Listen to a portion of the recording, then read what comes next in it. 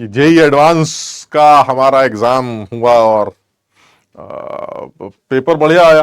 First paper जो था हमारा, लोगों ने कहा वो इजी है, सेकंड पेपर लोगों ने कहा बैंड बज गई। अब जो भी था, बट ये कि फिजिकल केमिस्ट्री की अगर मैं बात करूं तो फिजिकल केमिस्ट्री के ऑलमोस्ट सारे सवाल वो थे जो सब कराए गए थे। ज्यादातर चीजें हमें पहले से पता थी। हाँ, ये जरूर कहूंगा यार, पता होने से कुछ नहीं होगा, आपको वहां पर सही से कैलकुलेशन करनी पड़ेगी, आपको सही से सारी चीजों का ख्याल रखना पड़ेगा, यूनिट कन्वर्जन्स वगैरह अगर कहीं जरूरत पड़ रही है, कैलकुलेशंस की जरूरत पड़ रही है कहीं पर भी, तो वो सारी चीजें तो आपको खुद से करके जानी पड़ेंगी और ये सब प्रैक्टिस से आएगा। ये धीरे धीरे करके वो सारी चीजें आपको प्रैक्टिस से मिलेंगी। तो मैं तुम लोगों के लिए जो तुम लोगों ने किया था, है ना, उसको उसी दो चैप्टर्स जो अभी हमारा, हालांकि दूसरा चैप्टर पूरा नहीं हुआ, बट उन दो चैप्टर्स में से ही जो एक दो सवाल मुझे दिखाई दिए वो तुम्हारे सामने लेके आ रहा हूं, सिर्फ तुम्हें ये बताने के लिए ये सारी चीजें तुम्हें क्लास में बताई गई हैं जो एडवांस में उसने पूछी। जैसे ये जो सवाल था, पहले ये वाला सवाल देखते हैं जो कि हमसे सॉल्यूशंस का पूछा गया था, जो ऑस्मोटिक प्रेशर से रिलेटेड, ऑस्मोटिक प्रेशर वाला मेथड जो है उससे हमने इस सवाल को बनाया है। तुम पहले सवाल को समझो क्या कहना चाह रहा है। बिल्कुल सीधा सवाल है कि एक मैक्रो मॉलिक्यूल के लिए एक सोल्यूशन बनाया गया, एक मैक्रो मॉलिक्यूल का, उसका जो सोल्यूशन है उसके बारे में बता रहे हैं कि उसका जो ऑस्मोटिक प्रेशर है उसको निकालने के दो तरीके हमने भी पढ़े हैं सर। कौन से दो तरीके मैं बताता हूं। तुम्हें याद होगा जब हम ऑस्मोटिक प्रेशर करते थे, मैंने हालांकि ये डायग्राम तो ये मैंने अपने बुक से ही ले रखा है, इजी नोट से ही ले रखा है, और ये तुम्हें क्लास में भी बना के दिखाया मैंने, तुम अपनी कॉपी चेक कर सकते हो। मैंने तुम्हें बताया था कि ये जो एक्स्ट्रा हाइट निकल के आती, ये इस मेम्ब्रेन पर इतना प्रेशर लगाने लगती है कि ऑस्मोसिस रुक जाती। तो इस एक्स्ट्रा हाइट के प्रेशर को भी आप ऑस्मोटिक प्रेशर कह सकते हैं। और साथ ही साथ अगर आप डायरेक्टली इसकी सॉल्यूशन की कॉन्सेंट्रेशन से ऑस्मोटिक प्रेशर निकालना चाहें तो वो सीआरटी से लिंक हो जाता है, यानी ऑस्मोटिक प्रेशर एचडीजी से या सीआरटी दोनों से निकाला जा सकता है। और यहीं पर इस सवाल को बनाने वाले ने बना दिया, क्योंकि जनरली लोगों को क्या बताया जाता है या बच्चों को पढ़ाया जाता है कि osmotic pressure is always CRT. और आगे बढ़ेंगे तो हम इसके अंदर वैन टॉप फैक्टर को और इनकॉर्पोरेट कर देंगे, then osmotic pressure will be iCRT. But बच्चों को यह नहीं पता कि ऑस्मोटिक प्रेशर क्यों ये लेवल ऊपर उठता है, और इस लेवल के ऊपर उठने से ऑस्मोसिस धीरे धीरे क्यों रुकने लगती है। क्यों? क्योंकि जैसे जैसे ये लेवल ऊपर उठने लगेगा, हमने बताया था ये शुगर सोल्यूशन है और इस शुगर सोल्यूशन के नीचे पानी ले रखा है, धीरे धीरे सेमी परमेबल मेम्ब्रेन से पानी अंदर की तरफ जाएगा और ये लेवल बढ़ने लगेगा। जैसे जैसे लेवल बढ़ने लगेगा, मेम्ब्रेन के ऊपर एक एक्स्ट्रा प्रेशर लगेगा, जिसकी वजह से इसका ऊपर जाना कम होता जाएगा, और एक टाइम ऐसा आएगा कि मेम्ब्रेन ये जो हाइट, एक्स्ट्रा हाइट, ये कांस्टेंट हो जाएगी। तो जिस टाइम पर ये हाइट कांस्टेंट हो जाएगी, ये जो एक्स्ट्रा हाइट का प्रेशर आ रहा है, that will be osmotic pressure, because of this osmosis रुक रही है, या फिर आप इस सोल्यूशन की कॉन्सेंट्रेशन से भी ऑस्मोटिक प्रेशर निकाल सकते हैं, दैट इज सीआरटी।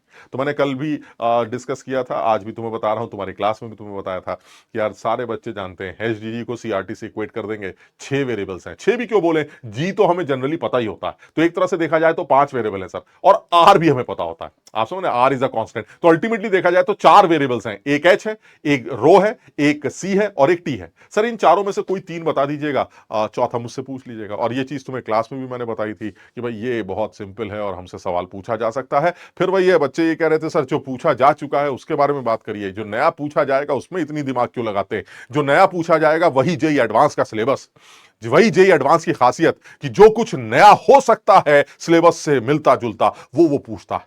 तो फिर वही है कि अब जिसको, जो समझदार है वो समझ रहा होगा मेरी बातों को, और जो समझदार नहीं है उसको समझ में आ जाएगा कि एक्चुअली करना क्या था। खैर, तो ये तुम्हें क्लास में कराया गया सवाल था। जो सवाल तुमसे पूछा गया है मैं उसके बारे में तुम्हें बता दूं कि जो सवाल मुझसे पूछा गया था वो सवाल बिल्कुल सीधा यही था। सर सेम हाइट का उसने वैल्यू दे रखा था, जो हाइट हमें दे रखी है वो हाइट हमें 2 सेंटीमीटर दे रखी है। ये देख रहे हैं, मैं एक एक करके आपको वैल्यूज दिखा देता हूं ताकि आपको यकीन हो जाए कि जो कराया गया वही आया। यानी अगर मैं एच की बात करूं तो ये 2 सेंटीमीटर, सारी यूनिट्स को तमीज से लिखा जाए तो इसको मैं मीटर में लिखता हूं, मैं सब ऐसा यूनिट में लेके आऊंगा। बहुत बढ़िया। चलिए सर, उसके बाद वो क्या कहना चाह रहा है, फिर वो कहना चाह रहा है कि सर इस सोल्यूशन की जो डेंसिटी थी वो भी हमें दे रखी थी, दैट इज रो। वो कितना दे रखा है, 1 ग्राम पर सीसी। 1 ग्राम पर सीसी को अगर आप केजी पर मीटर क्यूब में लिखें तो 10⁻³ केजी पर मीटर क्यूब बन जाता है। कैसे निकाला मैंने, 1 ग्राम बटा सेंटीमीटर क्यूब, यही है ना। अब ग्राम को किलोग्राम में कन्वर्ट करोगे तो कितना आएगा सर, 10⁻³ किलोग्राम। और सेंटीमीटर क्यूब को मीटर क्यूब में कन्वर्ट करोगे तो क्या आएगा सर, सेंटीमीटर क्यूब को अगर आप मीटर क्यूब में कन्वर्ट करते हैं तो 10⁻⁻² मीटर का क्यूब आएगा। अगर आप तमीज से देखें तो दिस विल बी 10⁻³ kg पर मीटर क्यूब। ठीक है, डी आ गया सर। जी की वैल्यू तो जनरली 10 ही रखी जाती है, तो जी की वैल्यू 10 ले लेते हैं। फिर उधर की तरफ आते हैं सर, उधर हमें सी रखना है। तो सी जो है सर मुझे स्ट्रेंथ के फॉर्म में दे रखा है। अगर आप ध्यान से देखें तो सी की वैल्यू 2 ग्राम पर डेसीमीटर क्यूब दे रखी, यानी 2 ग्राम पर लीटर दे रखी। तो अगर 2 ग्राम पर लीटर दे रखी है तो सर ये तो सर स्ट्रेंथ है सर, ग्राम पर लीटर इज स्ट्रेंथ। याद है इसी चैप्टर में बताया गया था कि स्ट्रेंथ को what is C, sir C is the molarity. तो मोलारिटी और स्ट्रेंथ का रिलेशन क्या बताया गया था सर, स्ट्रेंथ ग्राम पर लीटर में होती है और मोलारिटी मोल्स पर लीटर में होती है। तो इसी ग्राम पर लीटर को मोल्स में कन्वर्ट करने के लिए मोलर मास से डिवाइड कर देना चाहिए, तो it will B 2/m।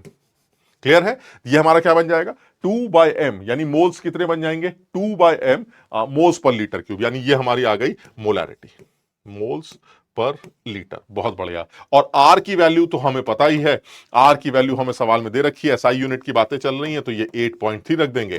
Temperature SI unit में ही रखा जाएगा। टेम्परेचर भी हम कुछ दिया ही नहीं गया लग रहा है। टेम्परेचर 300 केल्विन दे रखा है, तो टेम्परेचर 300 केल्विन रख लिया जाए।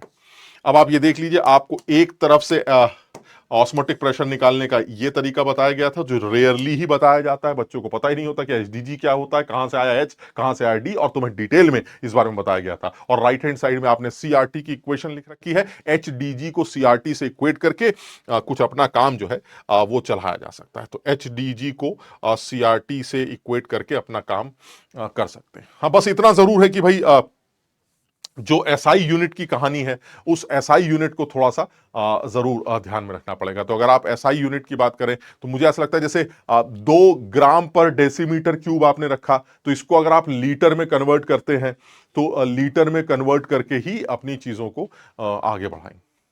क्लियर है? तो सब लोग देखो यार, ये मुझे ऐसा लगता है कि किया जा सकता था, है ना। थोड़ा सा दिमाग लगाते तो कर सकते थे, थोड़ा सा जोर लगाते तो किया जा सकता था। तो कंसंट्रेशंस को यूज करके या कैसे भी हम ये काम कर सकते हैं। क्लियर है?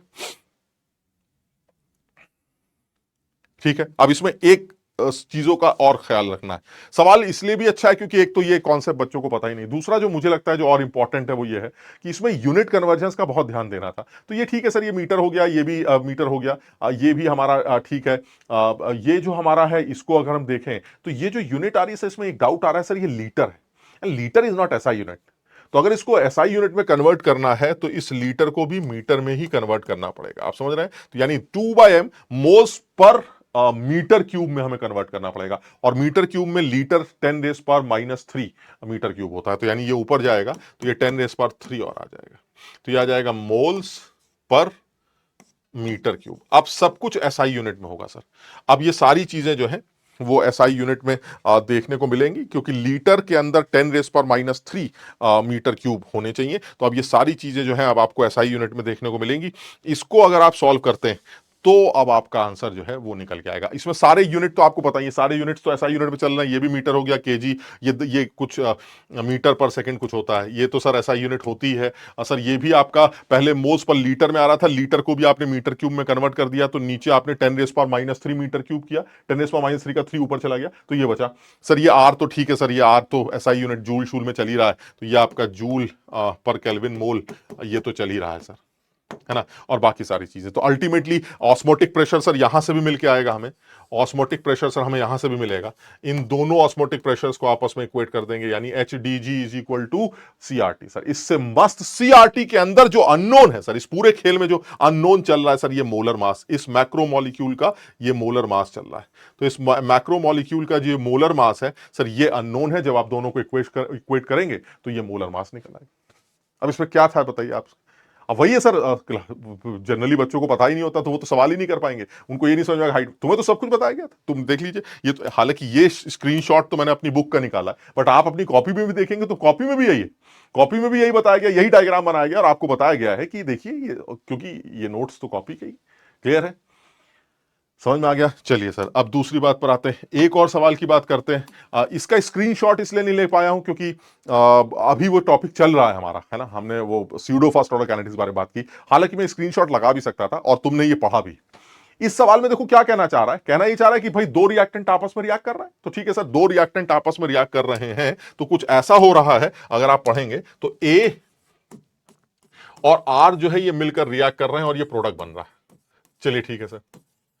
फिर आपने ये बोला कि इस रिएक्शन का जो रेट लॉ है, इस रिएक्शन का जो रेट लॉ है वो के ए आर, यानी ये हमारा के इंटू ए इंटू आर है, ये जनरल बात कर रहा है, ठीक। अच्छा, अब इसमें ये कह रहा है कि इसका t इज इक्वल टू 0 पे सिचुएशन कुछ ऐसी है कि इसका इनिशियल अमाउंट ए ले लिया जाए और ये हमारा 10a, आप समझिएगा, यानी इन्होंने साफ साफ बोला है कि हमारा जो R है उसकी जो कंसंट्रेशन है वो A0 की कंसंट्रेशन से 10 टाइम्स ज्यादा है। समझे बात, यानी the concentration at the start of the reaction the concentration of R is R0 which is 10 times more than the concentration of A which is A0। तो मैंने कहा ठीक है, क्या फर्क पड़ता है। फिर वो कह रहा है the reaction can be considered, अब ये आया assumption, the reaction can be considered to be pseudo first order.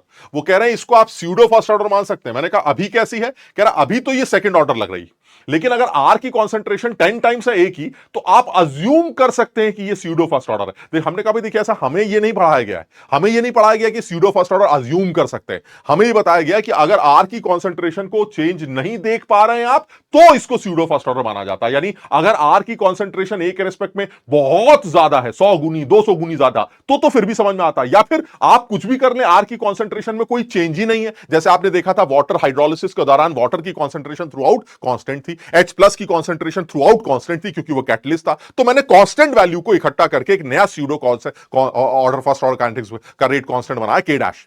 यहां पर वो कह रहा है कि भाई मैं ये नहीं कह रहा हूं कि आर हमारा कांस्टेंट है, बट आर की वैल्यू 10 गुनी है। तो मैंने कहा 10 गुनी है, इससे ये नहीं पता चलता कि ये स्यूडो होगी, क्योंकि स्यूडो के लिए तो इसको कांस्टेंट होना चाहिए या फिर ये बहुत बड़ा होना चाहिए के रिस्पेक्ट में। वो कह रहा है मैं आपसे कह तो रहा हूं भाई कि मान लो ना, मान लो कि के आर जो है वो कांस्टेंट हो गया। हमने कहा ये तो तभी हो सकता है जब आर की वैल्यू कांस्टेंट रहे, that means now K into R is constant, that means it will be K dash A. याद है जो अभी का के है वो नॉर्मल सेकंड ऑर्डर काइनेटिक्स का रेट कांस्टेंट है। This K is second order rate constant, clear. लेकिन अगर आप के और आर को मिलाकर के डैश बोलेंगे तो that will be apparent rate constant, जो कि स्यूडो फर्स्ट ऑर्डर काइनेटिक्स का रेट कांस्टेंट माना जाएगा। मानते हो बात को? यानी कहने का मतलब ये हुआ कि ये जो के डैश है ये एपरेंट रेट कांस्टेंट है जो कि के आर के बराबर है, assuming R to be a constant value. क्योंकि आर की वैल्यू बहुत ज्यादा है तो थोड़ा बहुत कम होने से कोई फर्क नहीं पड़ेगा। जबकि हमने क्या पढ़ा था स्यूडो फर्स्ट ऑर्डर में कि भाई ऐसा है आर जो है हमारा वो कांस्टेंट ही होगा, जैसे पानी वो चेंज ही नहीं होगा, थोड़ा बहुत छोड़ो, उसकी कॉन्सेंट्रेशन थ्रू आउट 55.55 रहेगी। और या फिर H प्लस की कैटलिस्ट जो कि कैटलिस्ट है और कैटलिस्ट की कॉन्सेंट्रेशन तो थ्रू आउट कांस्टेंट रहती है। तो उसने कहा कि देखिए ऐसा हम ये तो नहीं कहते कि ये प्रॉपर स्यूडो फर्स्ट ऑर्डर है, हम ये कह रहे हैं कि एक बार हम ऐसा मान लेते हैं कि ये स्यूडो फर्स्ट ऑर्डर है और एक बार ऐसा ले लेते हैं कि स्यूडो फर्स्ट ऑर्डर नहीं है, नॉर्मल रिएक्शन है, नॉर्मल सेकेंड ऑर्डर रिएक्शन। तो मैंने कहा ठीक है, करना क्या है, कह रहा है ये बताइए अगर इन दोनों सूरतों को अगर आप ध्यान से देखें तो आप बता सकते हैं कि 40% जब ये रिएक्शन कंप्लीट होगी, यानी जब 40% रिएक्शन कंप्लीट होगी तो उस टाइम पर आपके रेट के नापतोल में क्या एरर आएगी। कितना सीधा सवाल है। यानी कहने का मतलब यह हुआ कि एक बार आपने ये लिख दिया और फिर आपने 40% रिएक्शन को कंप्लीट किया तो ये हो गया ए माइनस 0.4a और ये हो गया 10a माइनस 0.4a और ये तो हमें इससे मतलब ही नहीं, ठीक। इसका मतलब ये हुआ this is 0.6a and this is 9.6a। ये ध्यान रखना अगर ये 40% कम हुआ है तो जितना ये कम हुआ है उतना ही ये कम हुआ है। इसका 40% नहीं लेंगे क्योंकि इसका 40% तो 4a होगा, 4a कहां से लाओगे जब यही a है। तो इसका मतलब हुआ कि अगर इसका 1 मोल खर्च हो रहा है तो इसका भी 1 मोल खर्च हो रहा है और ऐसे में अगर ये 40% कंज्यूम हुआ तो ये भी जितना ये कंज्यूम हुआ उतना ये भी। तो यानी ये कितना बचा 9.6 से, ये कितना बचा 0.6 से। अब रेट दोनों तरफ से निकालते हैं। एक रेट निकालते हैं नॉर्मल के को pseudo first order kinetics rate constant ना मानकर नॉर्मल रेट कांस्टेंट मानते हैं, जो कि एक्चुअल होना भी यही चाहिए, के इंटू ए इंटू आर। चलिए वैल्यू पुट करते हैं। के इंटू ए की वैल्यू कितनी है 0.6 है और आर की कंसंट्रेशन कितनी है 9.6 है। ये सर नॉर्मल है सर, दिस इज नॉर्मल, ठीक है। अच्छा अब अगर मैंने अजम्पशन ले लिया तो रेट क्या होगा। Now comes rate, this is rate 1 and this is rate 2 and this is assumption. Assumption मतलब आप स्यूडो रेट कांस्टेंट अगर कोई मुझसे पूछे कि क्या इस रिएक्शन को स्यूडो फर्स्ट ऑर्डर बोलना चाहिए तो मैं मना कर दूंगा, बिकॉज मैंने जो पढ़ा स्यूडो फर्स्ट ऑर्डर के बारे में वो ये कि या तो जो दूसरा रिएक्टेंट है उसकी कॉन्सेंट्रेशन इतना एक्सेस में है कि थोड़ा बहुत घटने से फर्क नहीं पड़ता, जैसे 100 गुनी 200 गुनी 300 गुनी 10 गुनी तो सर इतना ज्यादा नहीं होता। दूसरा या फिर उस दूसरे रिएक्टेंट की कॉन्सेंट्रेशन कम हो ही नहीं। जैसे पानी, पानी एक्सेस में लिया गया, थोड़ा बहुत रिएक्ट कर जाएगा, कॉन्सेंट्रेशन पे कोई फर्क नहीं पड़ेगा। आप बात समझ रहे हैं? तो ऑलमोस्ट कॉन्सेंट्रेशन जो है हमारी वो सेम ही रहेगी। या फिर जैसे H+ का कैटलिस्ट आपने यूज किया था हाइड्रोलिसिस में, सर कैटलिस्ट की कंसेंट्रेशन तो कांस्टेंट ही रहती। तो यानी ये जो हमारा सेकंड रिएक्टेंट है, अगर वो बहुत ज्यादा लिया जाए तब तो फिर भी हम मान लेते हैं कि भाई स्यूडो फर्स्ट ऑर्डर, बिना बेमानी करे भाई ये स्यूडो है। यहां पर वो कह रहा नहीं तुम परेशान मत हो, हम कह तो रहे हैं कि मान लो कि स्यूडो फर्स्ट ऑर्डर। तो अगर मान लेंगे तो क्या होगा सर, ये के और आर जो है हमारा मिलके नया रेट कांस्टेंट बन जाएगा के डैश। ये वो कहना चाह रहा है। तो हमने कहा भाई अगर हम ना माने कि ये हमारा अगर हम ये मान ले कि हमारी स्यूडो फर्स्ट ऑर्डर है, तो क्या होगा, ये हो जाएगा के। ए की वैल्यू तो सर 0.6 से ही हो जाएगी, और अगर आप स्यूडो की बात कर रहे हैं तो आर की वैल्यू तो 10 ही रहेगी सर। आर में तो कोई फर्क ही नहीं पड़ेगा एक तरह से। यानी एक तरह से देखा जाए तो आर का जो वैल्यू है, इसको आर की जो वैल्यू है वो तो जैसे पहले थी वो उतनी रहेगी। यानी ये हमारा जैसे था के इंटू ए इंटू आर, इसमें ये हो जाएगा के, ए की वैल्यू तो 0.6 से हो जाएगी, और आर में तो वो कह रहे हैं कि आपने मान ही लिया है तो कोई फर्क ही नहीं पड़ेगा। यानी आर पहले भी 10 था, आर बाद में भी 10 रहेगा। तो ये वो है जो असलियत है कि भाई आर भी कम हो रहा है, ए भी कम हो रहा है। ये वो केस है जिसमें आपने क्या बोला कि भाई ऐसा ही, दिस इज अजम्पशन, या अज्यूम कर लेते हैं कि अब जो हमारा रेट कांस्टेंट है वो हमारा, अब जो हमारा रिएक्शन का रेट है वो इस तरह से निकाला जाएगा जिसमें आर की कॉन्सेंट्रेशन पर कोई फर्क नहीं पड़ेगा, वो पहले भी 10 थी बाद में भी 10 है। अब आप जो है एरर कैलकुलेट कर सकते हैं। तो रेट 2 में से रेट 1 अपना माइनस कर दीजिए, तो rate 2 minus rate 1, sir this is delta of rate. कितना आ जाएगा डेल्टा ऑफ रेट सर, जब दोनों को माइनस करेंगे तो k इंटू 0.6 ए तो कॉमन ही आ जाएगा, और इनमें से माइनस करेंगे तो 0.4 ए और आ जाएगा सर। ये हमारा डेल्टा आ गया। अब अगर आपको परसेंटेज निकालनी है तो क्या आएगा, परसेंटेज आएगा डेल्टा आर अपॉन आर। अब ये आर कौन सा लिया जाएगा ये कंफ्यूजन, या तो 1 लिया जाएगा या 2, तुम्हारे हिसाब से क्या होना चाहिए सर? देखिए ऐसा मैं आपको बताऊं, अगर आप आर को 2 वाला ले लें तो एग्जैक्ट आंसर 4 आएगा सर, अगर आप इसको 2 वाला ले लें। लेकिन अगर आप इसको 1 वाला लेते हैं तो एग्जैक्ट आंसर 4 नहीं आएगा। तो सर लेना क्या है? अरे भाई एग्जैक्ट आ रहा है नहीं आ रहा है इससे क्या मतलब, जो सही है वही लेंगे। और सही यही है कि sir this is not a pseudo first order kinetics, ये स्यूडो फर्स्ट ऑर्डर काइनेटिक्स नहीं है। आपने अज्यूम किया था कि इसको स्यूडो मान लो, जबकि एक्चुअली स्यूडो नहीं है। तो इसका ये आर हमारा R1 ही होना चाहिए। So that means this will be k into 0.6 A into 0.4 A divided by R1 कितना है हमारा, this is k into 0.6 A into 9.6 A into 100। Sir ये आपकी परसेंटेज एरर है sir, this is percentage error. तो अगर आप ध्यान से देखेंगे तो मुझे लगता है ये और ये कैंसिल हो जाएगा, और जब आप इसको धीरे से सॉल्व करेंगे तो ये आ जाएगा कितना, 40 अपॉन 9.6 एंड दिस इज 4.166। तो इसको लगभग आप 4.17 लिख देंगे। तो जेई से उम्मीद तो यही कर रहा हूं मैं कि 4.17 ही आंसर देना चाहिए, लेकिन कहीं ऐसा ना हो कि उसने R1 की जगह R2 के साथ रेशो निकालकर एग्जैक्ट आंसर 4 दे दिया। जबकि मुझे उम्मीद है जेई वालों से, उनको ऐसी गलती नहीं करनी चाहिए, क्योंकि रेट जो एरर है वो हमेशा एक्चुअल के रेस्पेक्ट में निकाली जाती है, and actual is not pseudo, because उसने खुद बोला कि assume that it is pseudo, that means वो स्यूडो नहीं है, आप अज्यूम करते तो। समझ रहे बात को? So answer should be 4.16। तो मेरे हिसाब से देखिए ये भी कराया गया सवाल था आपका pseudo first order kinetics, simple सवाल, और इसमें कुछ करना ही नहीं था। मतलब मुझे ऐसा लगता है कि एक सिचुएशन ये बनी आपकी, and this is normal situation, और एक सिचुएशन में इस आदमी को एक्सेस में ले लिया, यानी इस आदमी को स्यूडो रेट कांस्टेंट में काउंट कर दिया, क्योंकि आर को कांस्टेंट मान लेते हैं। तो ये शुरू में भी 10 था, बाद में भी 10 रहेगा। तो एक बार रेट इसको ये मान के जो एक्चुअल चल रहा है, और एक बार इसको कांस्टेंट 10 लेकर कर दिया, दोनों रेट्स के डिफरेंस करके ओरिजिनल से रेशो ले लिया, and that is percentage rate का एरर।